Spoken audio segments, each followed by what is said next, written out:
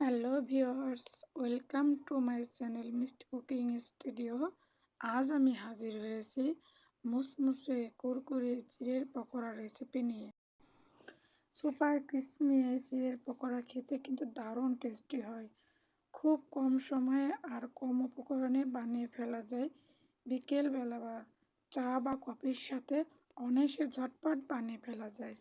আশা করছি আজকে আমার এই চিড়ের রেসিপিটা আপনাদের খুব ভালো লাগবে।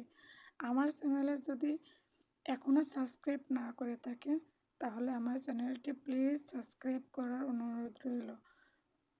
প্রথমে মিক্সিং বোলের মধ্যে 1 কাপ চিড়ে ভালো করে ধুয়ে রেডি করে নিয়েছি, পানি ছড়িয়ে রেডি করে নিয়েছি। এর মধ্যে দিয়ে দিলাম ম্যাশ করা আলুটা ভালো করে মাখিয়ে নিলাম। তারপরে দিয়ে দিলাম ধনে পাতা, মরিচ কুচি, দিয়ে দিলাম পেঁয়াজ কুচি, এবার দিয়ে দিলাম রসুন ছেঁচা ভালো করে। এরপর দিয়ে দিলাম ডিম ফাটিয়ে। তারপরে দিব হচ্ছে 1 চামচ হলুদ, জিরে গুঁড়া, তারপর দিয়ে দেব লবণ। এরপরে দিয়ে দেব বেসনটা ব্যবহার করছি বাইন্ডিংয়ের জন্য।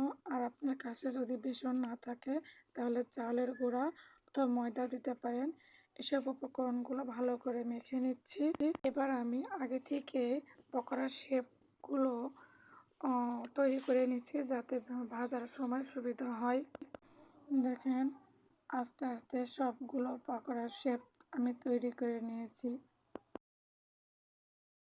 চুলায় একটা প্যান বসিয়ে প্যানটি গরম হলে তেল ঢেলে দিলাম। এবার তেলটা গরম হলে আস্তে আস্তে পকোড়ার শেপ দেওয়া সেই পকোড়াগুলো আস্তে আস্তে তেলের উপর দিয়ে দেব। বেশ কয়েকটা ব্যাচে আমি পকোড়াগুলো ভেজে নেব। পকোড়াগুলো খুব বেশি মিডিয়াম টু লো আছে ভাজা করার দরকার নেই। চিড়ের পকোড়া কিন্তু আপনারা মিডিয়াম টু হাই আছে ভাজতে পারেন। মোটামুটি ঘুরিয়ে ফিরিয়ে এগুলো একটা কালার আসা পর্যন্ত দেখতে পাচ্ছেন আমি ভেজে তুলে নিয়েছি। এখানে কিন্তু সমস্ত পকোড়াগুলো আমি ভেজে নিয়েছি। এই পকোড়াগুলো কিন্তু ভীষণ ক্রিস্পি তৈরি হয়, এমনকি ঠান্ডা হওয়া পর্যন্ত একদম মুসমুসে কুরকুরে থাকে। আশা করছি আমার আজকে যে পকোড়া রেসিপি আপনাদের ভালো লেগেছে।